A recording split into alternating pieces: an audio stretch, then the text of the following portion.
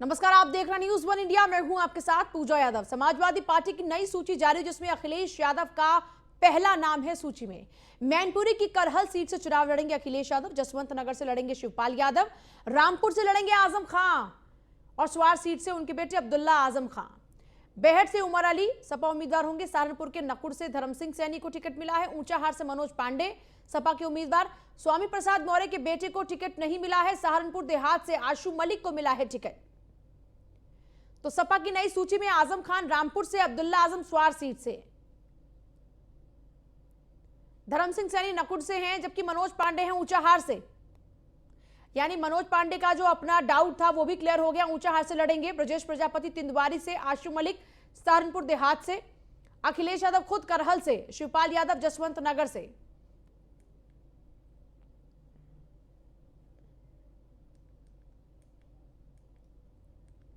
देखिए, अखिलेश यादव का सूची में पहला नाम है। ये समाजवादी पार्टी की सूची है जो अभी जारी हुई है और इसमें सबसे पहला नाम अखिलेश यादव का है। समाजवादी पार्टी ने यूपी में जारी की है अपनी सूची।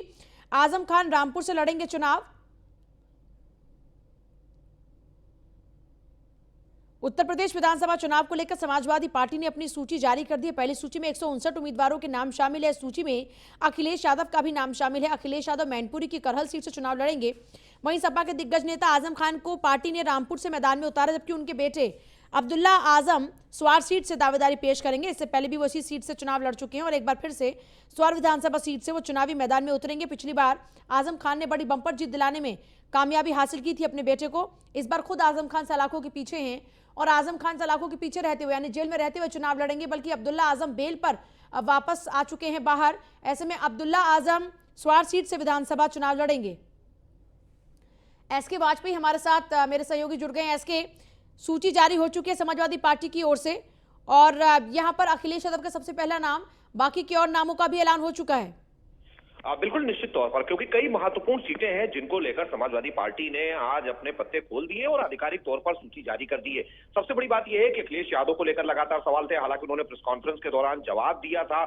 उस पर भी अब पूरी तरीके से चीजें क्लियर हो गई हैं। अखिलेश यादव करहल से चुनाव लड़ेंगे। उसके अलावा अब्दुल्ला आजम का नाम है। साथ ही साथ अगर हम ठाकुर दौरा सीट की बात करें, कल ही बीजेपी ने एक प्रत्याशी अपना घोषित किया था, वहां से भी साथ ही साथ मनोज पांडे को लेकर अटकलें लगातार चल रही थी कि वो लगातार बीजेपी के संपर्क में है, उनसे मुलाकात कर रहे हैं, वो नाराज हैं, ऐसी खबरें आई थी। कहीं ना कहीं उनका नाम है। तो समाजवादी पार्टी ने कहीं ना कहीं इस सूची के जरिए उन नामों पर जरूर विराम लगाने की कोशिश की है जिन पर कहीं ना कहीं लगातार सवाल उठ रहे थे, लगातार बातें हो रही थी। और अगर हम देखें तो अवध के लगभग सभी जिलों का नाम है। पश्चिमी उत्तर प्रदेश के जो सीटें बची हुई थी जिन पर समाजवादी पार्टी ने अपने प्रत्याशी घोषित नहीं किए थे, हालांकि सपा की तरफ से ऐसे सभी प्रत्याशियों को जरूर जो है कह दिया गया था कि वो अपना प्रचार करें, अपना नामांकन कराएं। वो सारी चीजें जरूर हम कहें कि पूरी तरीके से क्लियर होती हुई दिख रही हैं। साहिबाबाद सीट से अमरपाल को प्रत्याशी बनाया गया है, क्योंकि इस सीट को लेकर भी लगातार सवाल उठे थे और कहीं ना कहीं ये चीजें आई थी कि समाजवादी पार्टी के प्रत्याशी शायद लड़ेंगे नहीं लड़ेंगे, इस पर बहुत सारे सवाल थे। हालांकि चूंकि समाजवादी पार्टी अगर हम देखें तो पश्चिमी उत्तर प्रदेश में राष्ट्रीय लोक दल के साथ में गठबंधन में है, सीटें देरी हो रही थी। और आज ही बीजेपी की तरफ से संबित पात्रा ने प्रेस कॉन्फ्रेंस की थी और कहा था कि अखिलेश यादव अपनी सूची आखिर क्यों जारी नहीं कर रहे, क्या वजह है कि वो अपनी सूची नहीं बता रहे हैं। जिसके बाद समाजवादी पार्टी ने उन सभी प्रत्याशियों के नाम घोषित कर दिए हैं। हालांकि अगर हम कहें तो पहले ही ये नाम समाजवादी पार्टी की तरफ से एक एक दो करके जारी किए जाते रहे हैं, लेकिन कहीं ना कहीं वो नाम जो लगातार रुके हुए थे, जिन पर बात चल रही थी, उनको भी समाजवादी पार्टी ने सूची के जरिए बताने की कोशिश की है। अगर हम देखें तो सीसामऊ सीट है जिसमें इरफान सोलंकी का नाम है, जिनको लेकर भी बहुत सारी राजनीति हुई थी, बहुत सारी बातें हुई थी और कई आरोप प्रत्यारोप का दौर भी चला था। कहीं ना कहीं बहुत सारी चीजों पर समाजवादी पार्टी ने कहीं ना कहीं विराम लगाने की कोशिश की है और साथ ही साथ एक संदेश अपने मतदाताओं को भी देने की कोशिश की है कि समाजवादी पार्टी इन प्रत्याशियों को मैदान में उतार रही है। और अगर हम इन प्रत्याशियों को देखेंगे तो कहीं ना कहीं एक चीज और जरूर इसमें खास दिखाई दे रही है कि ओबीसी वर्ग को, खासतौर पर जो गैर यादव ओबीसी वर्ग है, उस पर समाजवादी पार्टी ने ज्यादा विश्वास इस सूची के माध्यम से दिखाया है। और बाकी अगर हम देखें तो ब्राह्मणों को भी समाजवादी पार्टी ने कहीं ना कहीं संदेश देने की कोशिश की है। अब देखना यह है कि इसका कितना फायदा समाजवादी पार्टी को आने वाले इलेक्शंस में मिलता है। जी चलिए, बहुत ही शुक्रिया आपका फिलहाल पूरी जानकारी के लिए। एसके, जाहिर सी बात है इसका आने वाले दिनों में कितना फायदा देखने को मिलेगा, ये वाकई देखना बड़ा दिलचस्प होगा, क्योंकि लगातार समाजवादी पार्टी ये दावा कर रही है कि इस बार मुख्यमंत्री योगी आदित्यनाथ चुनाव से पहले गोरखपुर वापस पहुंच चुके हैं। यानी उनका दावा यह है कि इस बार मुख्यमंत्री के तौर पर शपथ वो लेंगे और समाजवादी पार्टी की सरकार बनने जा रही है। बल्कि बीजेपी 300 पार की बात करती है, समाजवादी पार्टी के मुखिया कहते हैं कि हम 400 सीटें लेकर आएंगे, जबकि कुल 403 विधानसभा सीटें हैं। तो ऐसे में अखिलेश को पूरा भरोसा है कि 400 उनके खाते में जा रही हैं। खैर, इससे इतर आपको बता दें कि अब 150 से ज्यादा नाम सामने आ चुके हैं और नाहिद हसन को टिकट देने पर बीजेपी प्रवक्ता संबित पात्रा ने ट्वीट कर लिखा है, समाजवादी पार्टी की मजबूरी है गुंडों अपराधियों को प्रत्याशी बनाना, यह जरूरी है उनके लिए, लिस्ट नहीं अपराधी वही।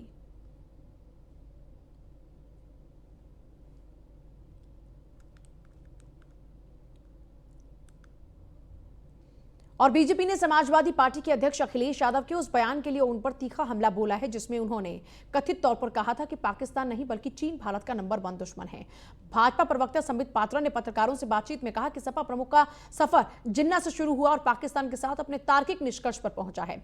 पात्रा यही नहीं रुके, कहा कि जो जिन्ना से करें प्यार वो पाकिस्तान से कैसे करें इनकार। अगर अखिलेश में कोई नैतिकता बची है तो उन्हें तुरंत अपने बयान पर माफी मांग लेनी चाहिए। इस दौरान संबित पात्रा ने सरकार की कई योजनाएं भी गिनाई। ये जो चुनाव है ये एक्सप्रेस वे का चुनाव है। This election is an election of express way and this appeal of mine is the youth of Uttar Pradesh, the educated dynamic youth of Uttar Pradesh. It is a versus election, express way of Bharatiya Janata Party versus the express way of Samajwadi Party. The express ways of Bharatiya Janata Party are Ganga express way, Purvanchal express way, Bundelkhand express way, Gorakhpur link express way. और जहां तक Samajwadi party का सवाल है, गुंडई expressway, रंगदारी expressway, दंगई expressway और mafia expressway. चुनना आपको गंगा एक्सप्रेसवे और गुंडई एक्सप्रेसवे के बीच में, चुनना आपको है पूर्वांचल एक्सप्रेसवे और रंगदारी एक्सप्रेसवे के बीच में, चुनना आपको है बुंदेलखंड एक्सप्रेसवे और दंगाई एक्सप्रेसवे के बीच में, चुनना आपको है गोरखपुर लिंक वे और माफिया एक्सप्रेसवे के बीच में। और उत्तर प्रदेश की 25 करोड़ जनता बुद्धिमान है।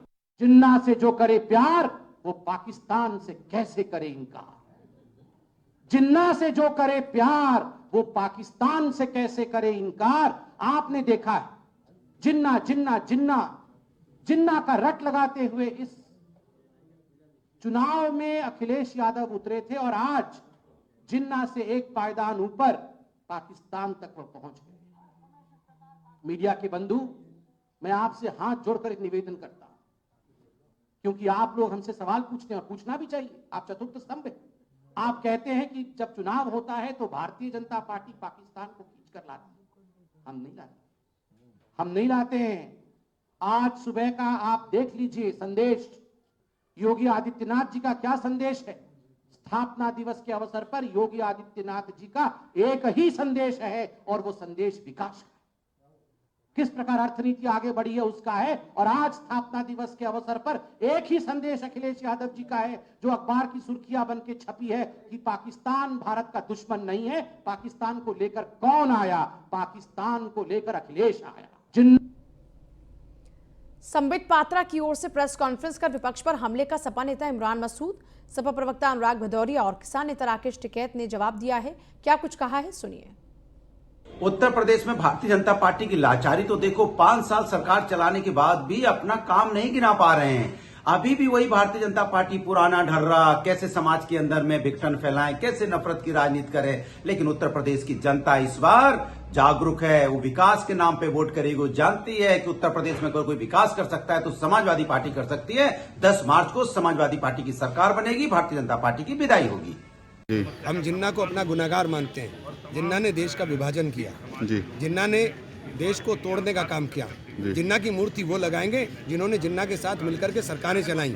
जिन्ना की मूर्ति हम नहीं लगाएंगे, ना हमारे बाबा और अजदाद ने जिन्ना का समर्थन करने का काम किया। जिन्ना की मूर्ति वो लगाएंगे कि जिन्होंने बंगाल के अंदर जो श्यामा प्रसाद मुखर्जी साहब, जिनको सबसे ज़्यादा भारतीय जनता पार्टी बताती है, श्यामा प्रसाद मुखर्जी साहब उन्हीं की सरकार के अंदर, मुस्लिम लीग के AK फजलुल हक साहब की सरकार के अंदर उप मुख्यमंत्री थे और फाइनेंस मिनिस्टर। 12 दिसंबर 1941 को उन्होंने ओथ ली थी। 12 दिसंबर 19, मैं डेट भी बता रहा हूँ, 12 दिसंबर 1941 को ओथ भी ली थी उन्होंने। तो ये लगाएंगे भी जिन्ना की मूर्ति जिन्होंने जिन्ना के साथ मिलकर के सरकारें बनाई। ये सब होशियार है, ये सब अपना काम कर लगा। देश में अभी 2.5 महीने के प्रवास पे उत्तर प्रदेश के सरकारी मेहमान हैं, हिंदू, मुस्लिम और जिन्ना। 15 मार्च तक यहाँ पर रहेंगे, प्रवचन देंगे, सरकारी स्टेज से प्रवचन देंगे। उनके प्रवचनों में नहीं जनता को आना। क्या मानते हैं उत्तर प्रदेश में किसकी सरकार बनने वाली है? अरे बन जाएगी, हमें क्या पता किसकी बनेगी, लेकिन इनको तो जनता वोट नहीं दे रही। अपना दल एस अध्यक्ष अनुप्रिया पटेल का बड़ा बयान। बीजेपी के साथ सीट शेयरिंग को लेकर बातचीत बन चुकी है और सीट शेयरिंग पर जल्द ही औपचारिक ऐलान भी होगा। सहमति बन चुकी है, जल्द ही औपचारिक घोषणा हम करेंगे। ये बात अनुप्रिया पटेल ने कही है। साथ ही साथ कहा कि उत्तर प्रदेश में हम मजबूती के साथ लड़ेंगे और सपा गठबंधन हमारे सामने कुछ नहीं है, हमारे लिए कोई चुनौती नहीं है। हमारे साथ हैं केंद्रीय मंत्री और अपना दल की राष्ट्रीय अध्यक्ष अनुप्रिया पटेल। मैडम, जिस तरीके से लगातार चुनाव चढ़ रहा है और अब कहीं न कहीं सभी दलों की सूची आ चुकी है, भारतीय जनता पार्टी की ज्यादातर आ चुकी है, क्योंकि आप उनके साथ गठबंधन में हैं, कब तक माना जाए कि अपना दल की पूरी सूची आ जाएगी? बहुत जल्दी। चर्चा अंतिम दौर पर है। कुछ सीटों पर हम सहमति बना चुके हैं, कुछ सीटों पर सहमति होना बाकी है, लेकिन वो थोड़ी सी सीटें हैं, संख्या उसकी फाइनल होते ही हम आपको औपचारिक तरीके से बताएंगे। क्या माना जाए मैम, कितनी सीटों पर इस बार जा रही हैं, क्योंकि पिछली बार 9 विधायक? जब औपचारिक ऐलान होगा तो सीटों की संख्या भी आपके जानकारी में आ जाएगी। मैम, एक बड़ा सवाल है कि जिस तरीके से उत्तर प्रदेश में समाजवादी पार्टी के साथ बहुत सारे छोटे छोटे दल जुड़े हैं, तो मानती हैं कि ये चुनौती है इस बार? पिछली बार हम 2017 की बात करें तो उससे अब तक?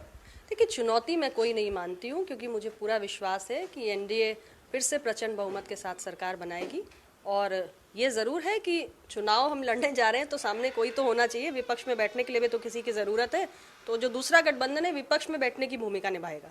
उत्तर प्रदेश से लेकर केंद्र तक भारतीय जनता पार्टी की सरकार है, दोनों जगह आप गठबंधन में हैं और लगातार सपा सुप्रीमो बहुत सारे आरोप लगा रहे हैं, चाहे वो रोजगार को लेकर हों या फिर शिक्षा को लेकर हों, चिकित्सा को लेकर हो, बहुत सारे आरोप लगाए। बिजली को लेकर भी अभी एक बात चली, वो कह रहे हैं कि 300 यूनिट बिजली फ्री होगी, तो मानती हैं इसका कुछ फायदा उनको मिलने जा रहा है? 2012 से 2017 के बीच में उनके पास मौका था, 300 यूनिट फ्री बिजली तब क्यों नहीं दी? इस सवाल का जवाब दे दें। हाँ बिल्कुल। मैडम, एक सवाल और है कि आपकी मां हैं वो अखिलेश यादव के साथ हैं और लगातार उनके साथ मीटिंग में भी वो शामिल हो रही हैं, तो क्या मानती हैं कि अपना दल को इसका कहीं न कहीं नुकसान उठाना पड़ सकता है? कोई नुकसान नहीं होगा। 3 चुनाव में साथ में लड़ चुकी हूँ, मेरा वोटर इंटैक्ट है। आदरणीय माताजी स्वतंत्र हैं किसी के भी साथ रहने के लिए। हाँ बिल्कुल, ये हैं अपना दल की राष्ट्रीय अध्यक्ष अनुप्रिया पटेल, जिनका कहना है कि हम अपने काम के बल पर लोगों के बीच जाएंगे और इस बार बेहतर रिजल्ट देंगे और जल्द ही हमारी सीटों का आधिकारिक ऐलान होगा। और जहां हम पहले भी बड़ी जीत हासिल करते रहे हैं, इस बार भी हमारी परफॉर्मेंस बेहतर होगी। कैमरामैन अमित शाहानी के साथ मैं इसके वाजपेयी, न्यूज़ 1 इंडिया। रामपुर के स्वार सीट पर अब की बार बड़ा मुकाबला दिलचस्प होगा। ऐसा इसलिए क्योंकि आजम खान के बेटे अब्दुल्ला आजम के खिलाफ बीजेपी ने तगड़ी मोर्चाबंदी की है। बीजेपी ने अपना उम्मीदवार तो उतारा नहीं, लेकिन उनकी जो सहयोगी पार्टी है अपना दल एस, यहां से उन्हीं के मुस्लिम उम्मीदवार को सपोर्ट किया है और ये मुस्लिम उम्मीदवार खड़ा कर आजम परिवार के लिए मुश्किलें खड़ी कर दी हैं। अब्दुल्ला आजम से सीधी टक्कर लेने के लिए नवाब खानदान के चिराग हैदर अली खान और हमजा मियां मैदान में हैं।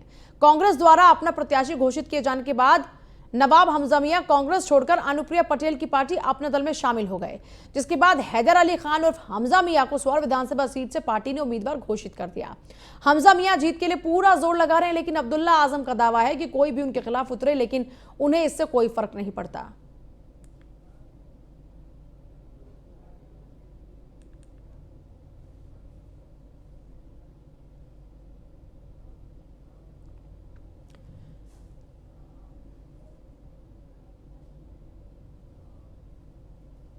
और वहीं आजाद समाज पार्टी अध्यक्ष चंद्रशेखर ने बीजेपी पर निशाना साधते हुए कहा है कि बेरोजगारी, महंगाई और किसानों के मुद्दे पर बीजेपी को इस बार जाना होगा। यूपी के युवा बीजेपी को जवाब देने को तैयार हैं। बीजेपी के राज में महंगाई चरम पर है और यूपी की जनता बीजेपी को हराने का काम करेगी।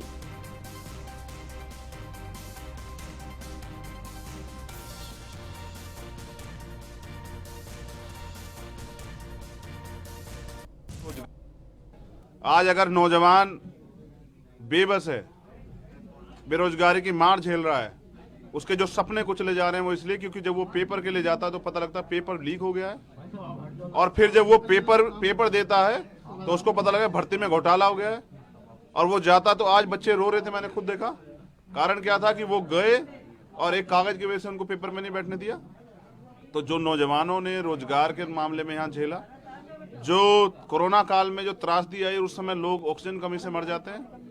लाशें जो हैं यहाँ बहती हैं गंगा में, और माँ बहनों के साथ जो अन्याय अत्याचार है वो रात को छोड़े दिन में नहीं निकल सकती। गृह मंत्री जी कहते हैं कि सोना पहन के निकल जाए, यहाँ तो बहन बेटियां दिन के उजाले में नहीं चल सकती। तो ये जो अन्याय हुआ है उत्तर प्रदेश में, इसका हिसाब जनता जरूर लेगी। चुनाव बिल्कुल साफ है, मैं समझता हूँ कि वो मुझसे बहुत पीछे है। मुजफ्फरनगर में आम आदमी पार्टी प्रत्याशी ने आत्मदाह का प्रयास किया। आप प्रत्याशी का पर्चा कैंसिल होने पर गुस्से में सरदार जोगेंद्र आत्मदाह के प्रयास के दौरान पुलिस ने प्रत्याशी को बचाया। मीरापुर विधानसभा से आपके प्रत्याशी हैं सरदार जोगेंद्र। मुजफ्फरनगर की जिला कलेक्ट्रेट का ये पूरा मामला है, जरा तस्वीरें देखिए। पर्चा कैंसिल होने पर कितना ज्यादा गुस्से में आ गए आपके प्रत्याशी, जिन्होंने आत्मदाह की कोशिशें शुरू कर दी। आखिरकार पुलिस को यहाँ मौके पर मोर्चा संभालना पड़ा और बड़ी मुश्किल से उसके बाद यहाँ उनको रोका गया।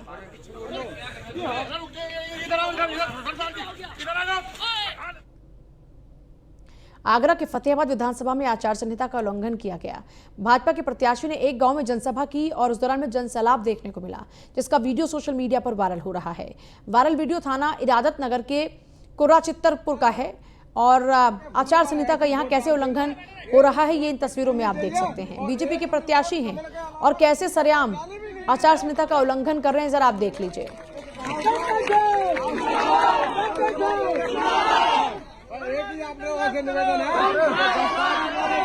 पुरस्कार वाले दिन कमल के फूल पर ऐसी वोट डाल देना, एक भी वोट बचनी नहीं चाहिए और एक भी वोट कमल के अलावा किसी के पास जानी भी नहीं चाहिए।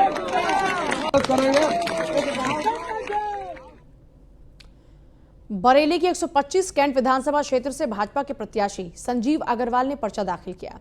इस मौके पर मेयर उमेश गौतम के साथ तमाम कार्यकर्ता समर्थक मौजूद रहे। बरेली बीजेपी प्रत्याशी संजीव अग्रवाल ने दाखिल किया है पर्चा, उसी दौरान की तस्वीरें आप देख रहे हैं। बीजेपी के प्रत्याशी संजीव अग्रवाल जिन्होंने अपना पर्चा दाखिल किया।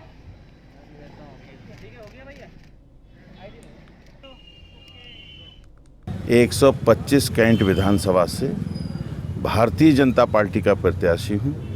भारतीय जनता पार्टी का नेतृत्व हमारे आदरणीय मुख्यमंत्री योगी आदित्यनाथ जी के पूरे उत्तर प्रदेश में विकास की धारा बह रही है। उसमें बरेली में भी संपूर्ण विकास हो रहा है स्मार्ट सिटी में, और हमारे मेयर साहब के उसमें भी यहाँ विकास के लिए लगे हुए हैं। और उसके बाद भी विधानसभा में जनता के लिए जो भी ज़रूरत होगी वो विकास का कार्य हमेशा पूर्ण किया जाएगा। यूपी के बुलंदशहर की जेल में बंद महिला बंदियों के बच्चों का जन्मदिन मनाया गया। जेल अधीक्षक मिजाजी लाल ने केक भी कटवाया और बच्चों को उपहार भी दिए। इस दौरान में जेल में महिला बंदियों ने गीत भी गाए। बुलंदशहर जेल में बच्चों का जन्मदिन मनाया गया। जेल में बंद महिला बंदियों के बच्चों ने यहाँ केक काटा और देखिए किस तरीके से खुशियां मनाई जा रही हैं।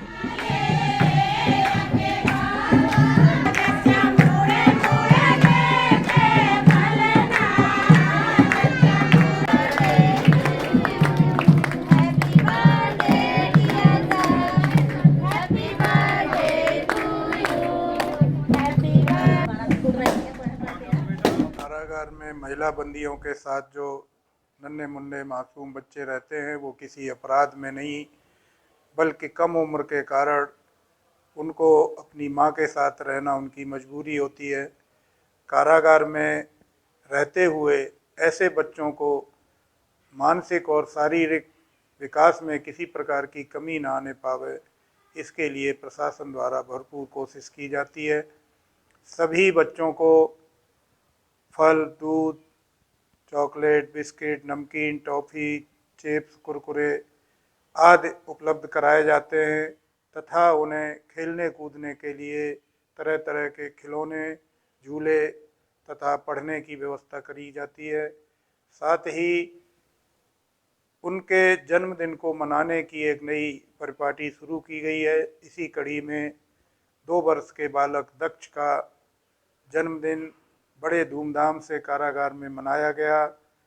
साथ ही यह भी ज्ञातव्य है कि उक्त बच्चे का जन्म कारागार में ही हुआ। मोदी सरकार 1 फरवरी को देश का बजट पेश करने वाली है। आपकी बार बजट से हर वर्ग को बड़ी उम्मीदें हैं। किसान आपकी बार बजट में सरकार से क्या मांग रहा है, मुजफ्फरनगर के किसानों की जुबानी जरा सुनिए। फरवरी में सरकार आम बजट लेके आएगी। इस बजट में किसानों को भी काफ़ी उम्मीद है। किसान क्या चाहता है यही बात करते हैं। कुछ किसान हमारे साथ मौजूद हैं, इनसे ही पूछते हैं किसान को किस तरह की उम्मीद है। ठाकुर साहब, किस तरह की उम्मीद है इस बार के बजट से? देखो, उम्मीद तो काफ़ी है और बजट अच्छा रहना चाहिए, किसानों के हित में रह जाओ। और जो उम्मीद है मुझे, किसानों का गन्ने का भी रेट बढ़ाया जाएगा, वो 400 रुपये कम से कम होना चाहिए सरकारी रेट तो बढ़ गया, बढ़े कितना हुआ? 25 रुपये बढ़ा था। नहीं, 25 कोई बढ़ा नहीं है, 400 रुपये कम से कम हो। बजट में क्या चाहते हैं आप? किस तरह की किसानों को क्या, किस तरह का लाभ मिलना चाहिए किसानों को? क्या एक तो बीज खाद वे टाइम पर नहीं मिलते, वो टाइम पर मिलना चाहो, कम रेट पर मिलना चाहो। और जे किसानों को शहर जैसे फैसिलिटी होनी चाहिए। जी आप बताएं, किसानों को क्या उम्मीद है इस बजट से, जो बजट आने वाला है? ठीक ही है, बढ़िया उम्मीद है। क्या चाहते हैं आप? भाई यही चाह किसानों के